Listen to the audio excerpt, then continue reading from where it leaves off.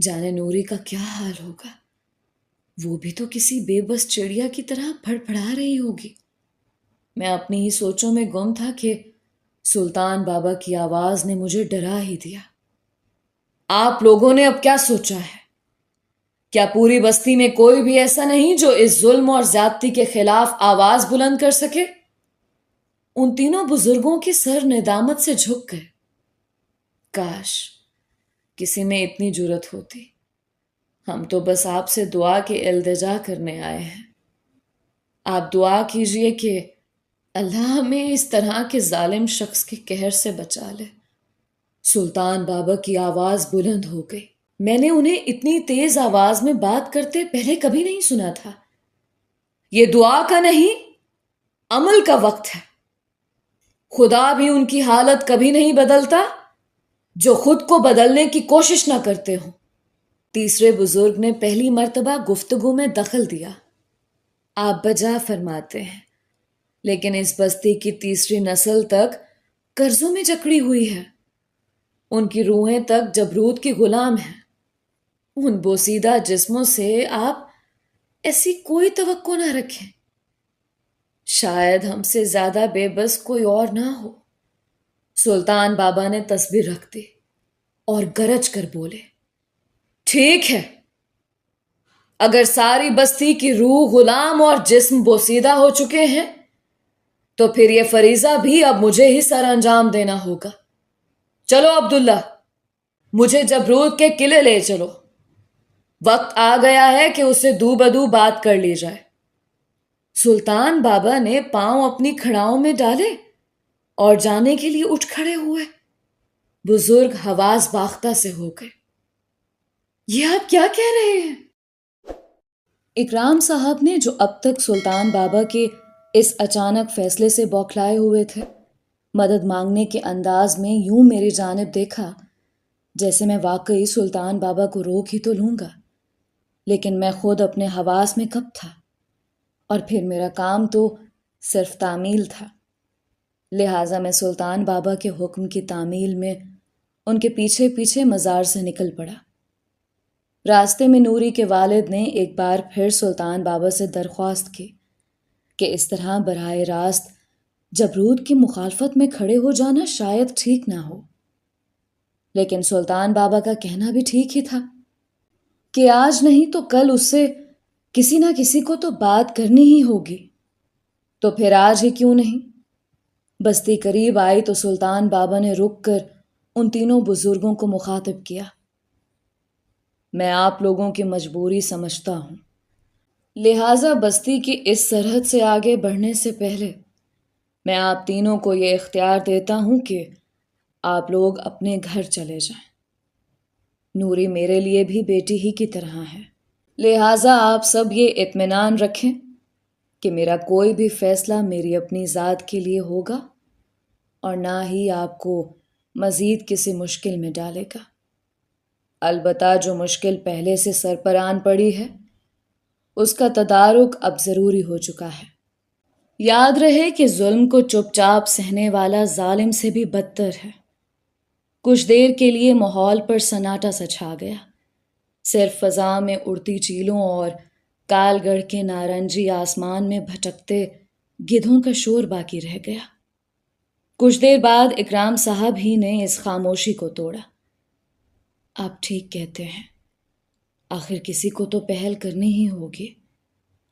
آپ بستی کے سگے نہیں، لیکن پھر بھی آپ صرف ہم سب کی خاطر یہ زبان بندی توڑنے کے لیے یہاں تک چلے آئے۔ میں اور لڑکی کا باپ بھی آپ کے ساتھ چلیں گے۔ تیسرے بزرگ کو انہوں نے بڑی مشکل سے بستی کے باہر ہی سے رخصت کر دیا، اور کچھ دیر بعد ہم سب کال گڑھ کے بازار میں جبروت کے قلعے کے سامنے کھڑے تھے۔ بازار میں لوگوں نے نوری کے باپ کو ہمارے ساتھ جاتے دیکھا تو وہ تجسس کے مارے ہمارے ساتھ ہی چل پڑے۔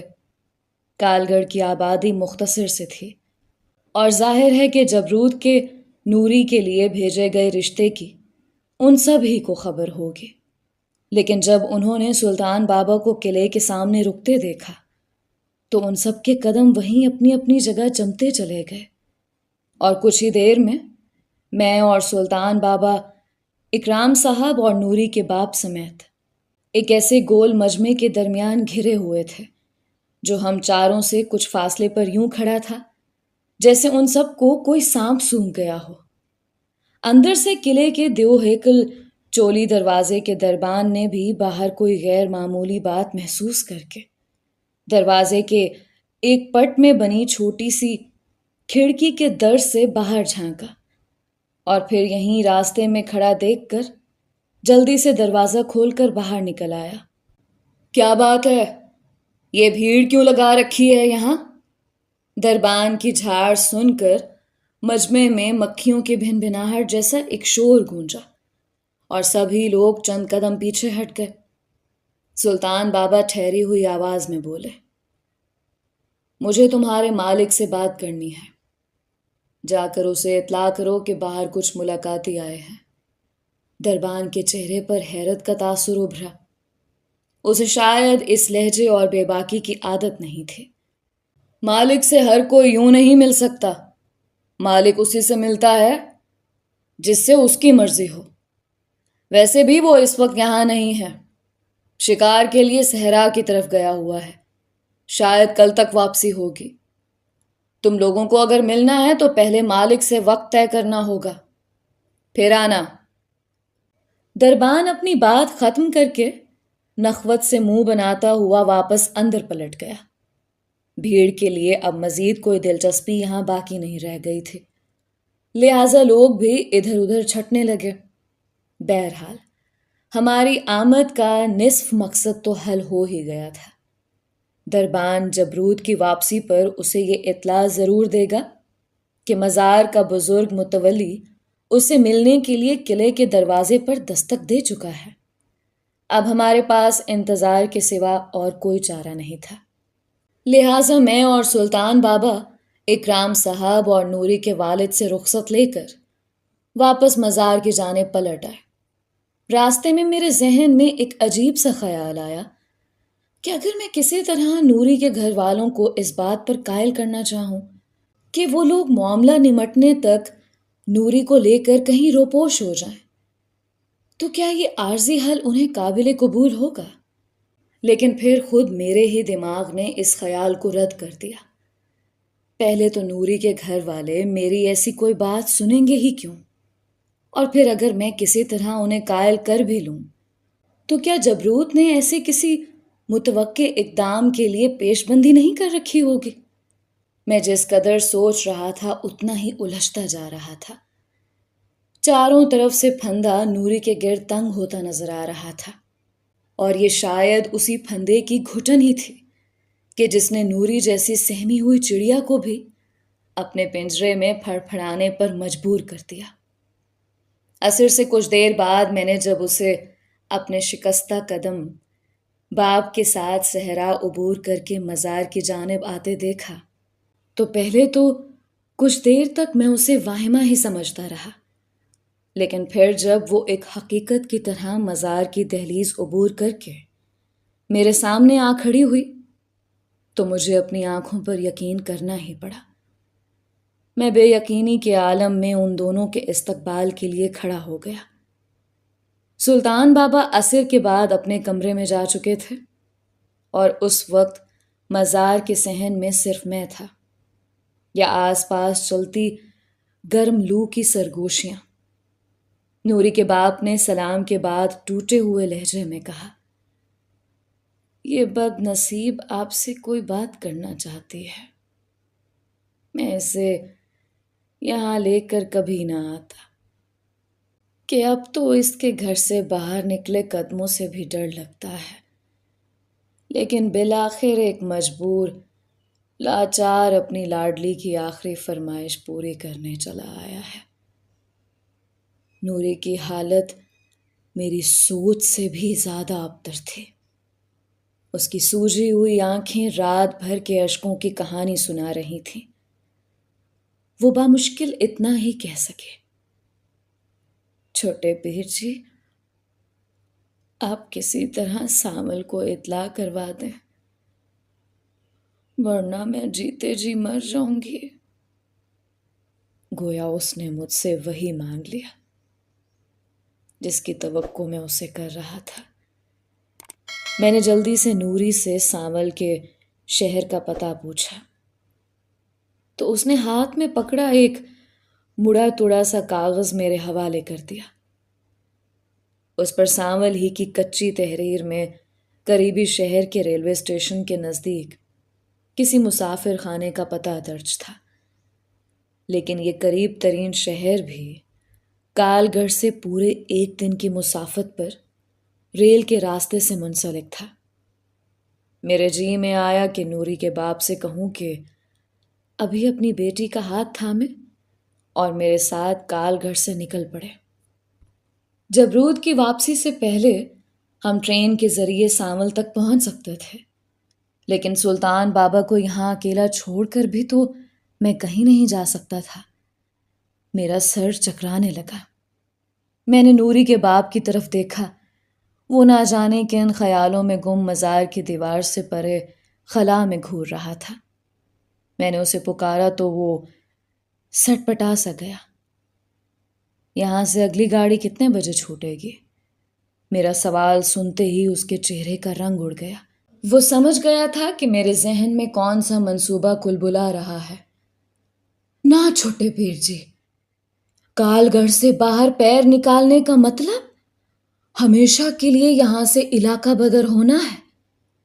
پھر میری 7 نسلیں بھی یہاں دوبارہ بسنا چاہیں تو یہ ظالم ہمیں نہیں چھوڑیں گے۔ سوچ لو، تمہیں اپنی اگلی 7 نسلیں بچانی ہیں یا اپنی اکلوتی بیٹی کی زندگی؟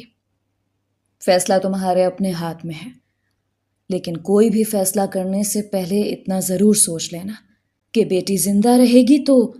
میں نے بات ادھوری چھوڑ دی۔ نوری کے باپ نے بے بسی سے سر پٹکا اور پھر آدھے گھنٹے کے طویل وقفے کے بعد اس نے نظر اٹھائی تو ایک ایسے ہارے ہوئے جواری کی نظر تھی جس نے اپنا سب کچھ آخری داؤ پر لگانے کا فیصلہ کر لیا ہو۔ طے یہ پایا کہ رات 11:30 بجے والی گاڑی کو پکڑا جائے گا۔ نوری کی ماں کو اس سے پہلے ہی اکرام صاحب کے ساتھ اونٹوں کے قافلے کے ہمراہی میں آج شام اس کی بہن کے پاس کسی دوسری بستی روانہ کر دیا جائے گا، اور نوری صرف اپنے باپ کے ہمراہ رات 10 بجے سے پہلے مجھے بستی کے باہر ریلوے اسٹیشن کی راہ پر ملے گی۔ میں انہیں گاڑی پر سوار کروا کر واپس کال گڑھ لوٹ آؤں گا۔ میں نے سوچ رکھا تھا کہ جبل پور والے خان صاحب کے نام ایک خط بھی نوری کے باپ کے حوالے کر دوں گا اور انہیں مکمل تفصیل اور پتہ لکھ کر سمجھا دوں گا کہ وہ شہر پہنچتے ہی سانول کو لے کر آگے جبل پور کے لیے روانہ ہو جائیں۔ مجھے یقین تھا کہ خان صاحب کو ان مظلوم لوگوں کو پناہ دینے میں کوئی تعامل نہ ہوگا۔ ساتھ ہی میں نے یہ بھی سوچ رکھا تھا کہ نوری کے باپ کو اپنے دوست کاشف اور پاپا کے تمام ٹیلی فون نمبرز بھی احتیاطاً ایک الگ کاغذ پر لکھ کر دوں گا تاکہ کسی ہنگامی صورت میں وہ پہلا ٹیلی فون میسر آتے ہی ان سے بات کر سکیں۔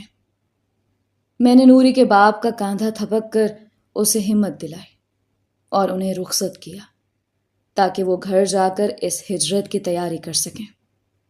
نوری اس تمام گفتگو کے دوران سر جھکائے خاموش کھڑی رہی، لیکن واپس پلٹنے سے پہلے وہ شکر گزاری کے بول بولنے کی کوشش میں روحان سی ہو گئی۔ اس کی آنکھیں چھلک اٹھیں۔ کبھی کبھی یہ الفاظ ہمارے احساس کو منتقل کرنے کے لیے کس قدر کامیاب ہو جاتے ہیں، یا شاید بعض جذبے اور احساسات ہوتے ہی ایسے ہیں کہ دنیا کی بہترین لغت بھی ان کے احاطے کے لیے ناکافی ہو جاتی ہے۔ ان کے جاتے ہی میں نے کمرے میں جا کر عبادت میں گم سلطان بابا کو ساری صورتحال سے آگاہ کیا۔ وہ میری بات سن کر سوچ میں پڑ گئے، پھر صرف اتنا ہی بولے، ٹھیک ہے، اگر ان سب پر یہ زمین اتنی ہی تنگ ہو گئی ہے تو پھر ان کا یہاں سے ٹل جانا ہی بہتر ہے۔ تم سے جو مدد ممکن ہو ضرور کر لو۔ رات 9 بجے تک میں اپنی تمام تیاریاں مکمل کر چکا تھا۔ خطوط کو علیحدہ علیحدہ لفافوں میں بند کرنے کے بعد میں سلطان بابا سے اجازت لے کر بستی کی جانب چل پڑا۔ اچانک ہی مجھے شدت سے اس بات کا احساس ہوا کہ اپنا گھر بار چھوڑنا، اپنی جائے جنم ترک کرنا کس قدر مشکل اور اذیت ناک عمل ہوتا ہے۔ شاید اس لیے مذہب میں ہجرت کا اس قدر اعلیٰ درجہ بیان کیا گیا ہے۔ یہ تو گویا ایک بار پھر سے جنم لینے کے مترادف ہی ہوتا ہے۔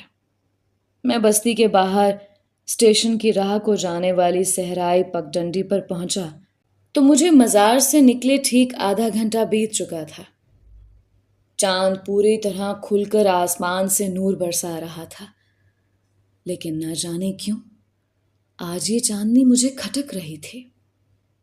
اجالے کا واسطہ شناخت سے ہوتا ہے، اور جب مقصد ہی اپنی شناخت کو دوسروں سے اوجھل رکھنا ہو تو اجالا کبھی کبھی انسان کا سب سے بڑا دشمن بن جاتا ہے۔ ہم انسان بھی کس قدر مطلبی ہوتے ہیں۔ کبھی میں اس چاند کی چاندنی کے لیے مہینہ بھر انتظار کرنے کے کرب میں مبتلا رہتا تھا، اور ٹھیک ہر چاند کی 14ویں رات کو اپنے تمام دوستوں سمیت ساحل پر یا کھلے سمندر میں کسی بحری جہاز کے عرصے پر ہلا گلا کرنے اور محفل سجانے کے لیے پہنچ جاتا تھا۔ تب یہ چاندنی مجھے کس قدر رومان پرور محسوس ہوتی تھی، اور آج میرا دل چاہ رہا تھا کہ پورے صحرا کے آسمان پر ایک سیاہ چادر ڈال دوں یا کال گڑھ پر ہی کوئی چھتری تان دوں تاکہ بستی چھوڑنے والوں پر کسی کی نظر نہ پڑ سکے۔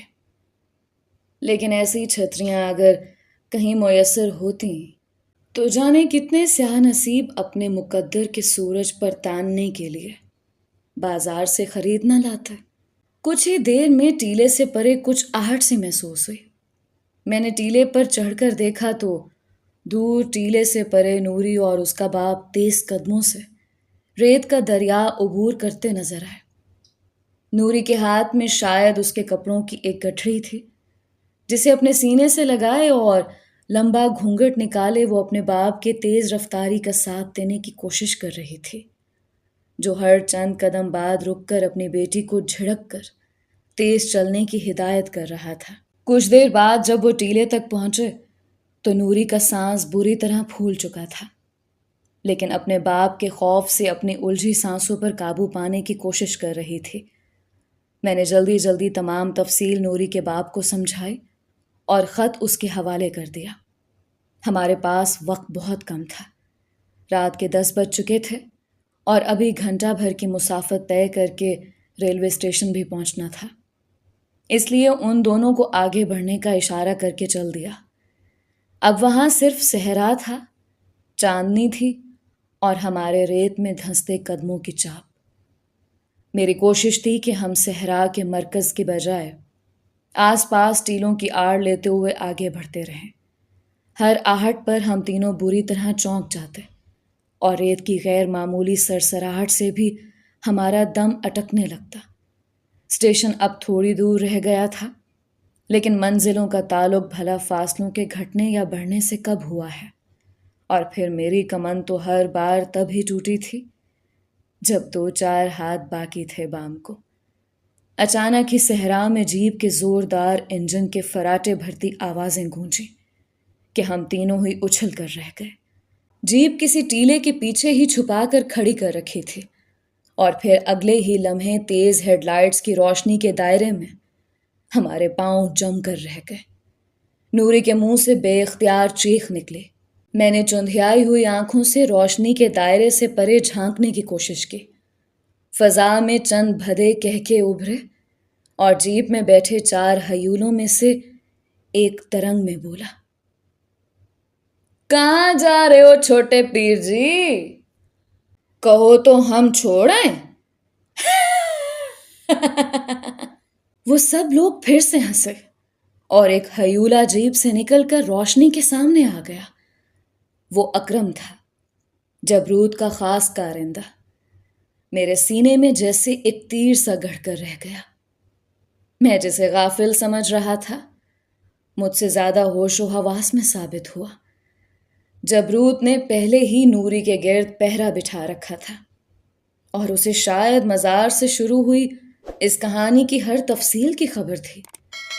وہ صرف ہم سے کھیل کھیل رہا تھا کہ کسی مناسب موقع کے انتظار میں تھا کہ جب ہمیں رنگے ہاتھ پکڑ سکے، اور میں نے یہ موقع اسے پلیٹ میں رکھ کر فراہم کر دیا تھا۔ جیپ کے ڈرائیور نے نوری پر ایک بھرپور نظر ڈالی اور زور سے ہنسا۔ کیوں پیر جی، تم اسے بھگا رہے تھے یا یہ تمہیں لے کر بھاگ رہی تھی؟ ویسے معاملہ چاہے کچھ بھی ہو، اس میں تمہارا کوئی قصور نہیں۔ یہ جوانی چیز ہی ایسی ہے کہ انسان خود پر قابو نہیں رکھ پاتا۔ وہ چاروں پھر سے زوردار کہکا لگا کر ہنسے۔ کچھ ہی دیر میں وہ ہم تینوں کو ہانک کر جیپ میں بٹھا کر واپس کال گڑھ کی جانب روانہ ہو چکے تھے۔ نوری اور اس کے باپ کے چہرے پیلے پڑ چکے تھے۔ خاص طور پر نوری کی حالت بہت بری تھی۔ مجھے لگا وہ دھیرے دھیرے کانپ رہی تھی۔ وہ ان چاروں کی سردار کی منظور نظر نہ ہوتی تو شاید وہ اس سے مزید بدتمیزی کرتے، لیکن شاید انہیں اتنا ہی حکم دیا گیا تھا کہ ہمیں قابو کر کے قلعے تک پہنچا دیا جائے۔ نوری کے باپ اور میری مشقیں البتہ وہ پہلے ہی کس چکے تھے۔ جیپ قلعے میں داخل ہوئی تو جس احاطے میں ریچھ کی لڑائی ہو رہی تھی، اس کے بائیں جانب ایک تنگ سی راہداری سے ہوتے ہوئے گاڑی قلعے کے پچھلے جانب ایک صحن میں جا کھڑی ہوئی۔ چاروں طرف بلند شہتیروں کے ستونوں والے برآمدے تھے اور چاروں جانب کمروں کی قطاریں۔ پھر اوپر منزل میں روشنی ہوئی اور ایک کرخت چہرے والا بوڑھا ہاتھ میں بڑا سا گیس لیمپ لیے برآمدے میں نکل آیا۔ اوپر ہی سے چلا کر بولا، لے آؤ انہیں، بند کر دو الگ الگ کمروں میں۔ صبح سردار لوٹ کر ان کا فیصلہ کرے گا۔ اکرم کے ساتھ کھڑے کارندے نے مجھے ایک جانب دھکیلا اور دوسرے نے نوری کے باپ کو دوسری جانب دھکا دیا۔ اوپر سے بوڑھا چلایا، لڑکی کو چھوٹی سرکار کے پاس لے جاؤ اور بوڑھے کو بند کر دو۔ نوری چلائی، میں کہیں نہیں جاؤں گی۔ لیکن اتنی دیر میں نہ جانے اندھیرے میں کہاں سے دو عورتیں برآمد ہوئیں اور نوری کو کھینچتے ہوئے ایک جانب لے گئیں۔ قلعہ نوری کی چیخوں سے کچھ دیر کے لیے گونجا اور پھر نوری کی آواز اندھیرے میں ڈوبتی چلی گئی۔ مجھے اور نوری کے باپ کو پہلے ہی چاروں کارندے قابو کر چکے تھے۔ نوری کے باپ نے بہت دہائی دی، فریاد کی، لیکن ان لوگوں پر بھلا ایسی فریادوں کا کیا اثر ہونے والا تھا؟ چند لمحوں بعد ہی وہ ہم دونوں کو کال کوٹھڑی نما چھوٹے علیحدہ کمروں میں دھکیل کر باہر سے تالا ڈال کر واپس جا چکے تھے۔ بوڑھے کی باتوں سے تو یہی اندازہ لگایا جا سکتا تھا کہ جبروت فی الحال کال گڑھ میں موجود نہیں تھا اور کل اس کی واپسی متوقع تھی، لیکن وہ اس قدر شاطر تھا کہ اپنی غیر موجودگی میں بھی نوری کے پہرے کا تمام بندوبست کر کے گیا تھا۔ نوری اور اس کے بوڑھے باپ پر کیا گزر رہی ہوگی، اور پھر وہاں سلطان بابا بھی تو میرا انتظار کر رہے ہوں گے، اور جب میں رات بھر مزار نہیں پہنچوں گا تو وہ بھی تو پریشان ہو جائیں گے۔ سچ کے تقدیر ہماری تدبیروں سے ایک چال ہمیشہ آگے ہی رہتی ہے۔ رات دھیرے دھیرے سرک رہی تھی۔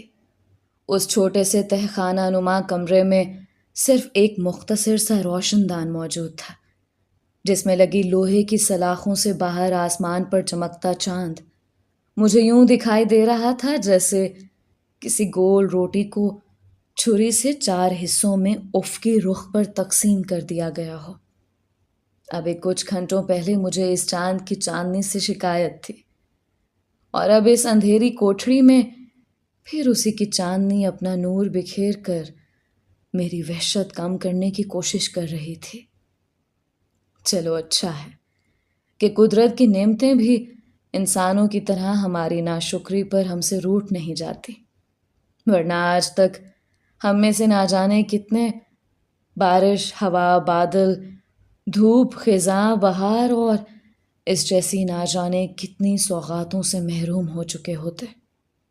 کہ انسان کی تو فطرت ہی شکوہ ہے میرے ہاتھ اس مضبوطی سے پیٹھ پر بندھے ہوئے تھے کہ رسی کے سخت ریشے کلائیوں کی جلد میں پیوست ہوئے جا رہے تھے۔ میں اسی طرح بندھے ہاتھوں کے ساتھ اندھیرے میں دیوار ٹٹول کر ٹیک لگا کے بیٹھ گیا۔ دافتن سامنے والی دیوار کی جانب ہلکی سی سرسراہٹ ہوئی اور اندھیرے میں دو دیا سلائیاں سی جلتی ہوئی نظر آئی۔ میرے جسم کو پاؤں کے ناخن سے سر کے بال تک ایک سرد سی لہر جھنجھوڑ گئی۔ یہ کسی جہازی سائز کے چوہے کی دو آنکھیں تھیں جو اندھیرے میں جگمگا رہی تھیں۔ وہ بالکل میرے پیروں کے قریب بیٹھا مجھے گھور رہا تھا۔ مجھے بچپن ہی سے جن چیزوں سے شدید کراہت محسوس ہوتی تھی، چھپکلی اور چوہا ان میں سرے فہرست تھے۔ کہاں تو ان جانداروں کی صرف کمرے میں موجودگی کے احساس ہی سے میری رگیں تن جاتی تھیں اور میں ایک لمحہ بھی وہاں نہیں گزار سکتا تھا، اور کہاں آج میرے قدموں سے صرف چند انچ کے فاصلے پر ایک ایسی ہی مخلوق میری آنکھوں میں آنکھیں گاڑے بیٹھی تھی۔ شاید میں نے جس جگہ دیوار سے ٹیک لگائی تھی وہیں اس چوہے کا گھر یا راستہ تھا، لیکن اب میری مجبوری یہ تھی کہ اپنے بند ہاتھوں کی وجہ سے میں گھٹنے ٹیکے بغیر دوبارہ کھڑا نہیں ہو سکتا تھا، اور اگر میں گھٹنے ٹیکنے کی کوشش کرتا تو ڈر تھا کہ کہیں وہ کچلا نہ جائے۔ لہٰذا میں یوں ہی ساکت بیٹھا رہا اور ہم دونوں اس طرح ایک دوسرے کو گھورتے رہے۔ شاید وہی لمحہ تھا جب جبر کی صحیح تعریف مجھے سمجھ آئی۔ جبر صرف قید و بند کا نام نہیں، نہ صرف جسم کا پابند سلاسل ہونا جبر کہلاتا ہے۔ اصل جبر تو روح کی اسیری ہے، ہماری روح اور ہمارے اندر کو کسی ایسے کام کے لیے پابند کرنا جو ہماری سرشت اور فطرت کے خلاف ہو۔ پھر چاہے روح کی وہ بندش کسی عالیشان محل میں کم خواب کے بستر پر ہو یا پھر کسی ایسی کال کوٹھڑی میں جہاں آج میں بند تھا۔ قدرت نے آج مجھے ایک ایسے جاندار کے ساتھ اس زندان میں لا ڈالا تھا جس کی موجودگی کے احساس ہی سے میری آنتیں الٹنے لگی تھیں، اور آج وہ میرے اس قدر قریب تھا کہ اس کی تیز دھونکنی جیسی سانس کی آواز بھی میں سن سکتا تھا۔ اس سے بڑا جبر میرے لیے اور کیا ہو سکتا تھا؟ چند لمحوں ہی میں یہ خوفناک قلعہ، جبروت کی قید، اس رات کی تنہائی اور یہ کال کوٹھڑی، سب ہی کچھ میرے لیے بے معنی ہو کر رہ گئے تھے۔ اب اصل امتحان اس چوہے کے جسم کو مس کرتی ہوئی موجودگی میں ساری رات بتانا تھا۔ شاید کچھ اسی طرح کے جبر کا شکار وہ چوہا بھی تھا۔ ہم دونوں اسی خیال سے گھنٹوں اپنی جگہ ساکت بیٹھے رہے کہ اگر پہلے نے حرکت کی تو دوسرا بھی رد عمل ظاہر کرے گا، اور اسی جبر میں وہ ساری رات گزر گئی۔ روسو نے ٹھیک ہی کہا تھا کہ انسان بظاہر آزاد پیدا ہوتا ہے لیکن تمام عمر اندیکھی زنجیروں میں بندھے گزار دیتا ہے۔ آج مجھے ان اندیکھی زنجیروں کا بخوبی احساس ہو رہا تھا۔ جانے کب چاند ڈوبا اور کب کال گڑھ کے اس ناراض سورج نے اپنی بھٹی سلگائی۔ باہر قدموں کی چاپ سن کر میری بیتی رات کا وہ ساتھی شب گرد جلدی سے دوڑ کر قید خانے کی ایک ابھری ہوئی اینٹ کی اوٹ میں جا کر چھپ گیا۔ آنے والے جبروت کے دو غلام تھے۔ انہوں نے گھسیٹ کر مجھے کھڑا کیا اور کوٹھڑی سے باہر دھکیلا۔ زندان سے نکلنے سے پہلے میری نظر چوہے کی نظر سے ٹکرائی۔ میرے دل نے کہا، شکریہ دوست، تم نے مجھے زندگی کا ایک نیا سبق دیا۔ اگر قسمت میں کچھ سانسیں مزید لکھی ہیں تو اب بڑے سے بڑے جبر کا سامنا بڑی آسانی سے کر سکوں گا۔ وہ دونوں غلام مجھے دھکیلتے ہوئے اسی احاطے کی طرف بڑھنے لگے جہاں میں نے جبروت کا پہلا تماشا دیکھا تھا۔ جیسے جیسے ہم تنگ راہداریوں سے گزرتے ہوئے قلعے کے بیرونی احاطے سے نزدیک ہوتے گئے، ویسے ویسے کسی ہجوم کی مکھیوں جیسی بھن بھناہٹ کا شور بڑھتا گیا۔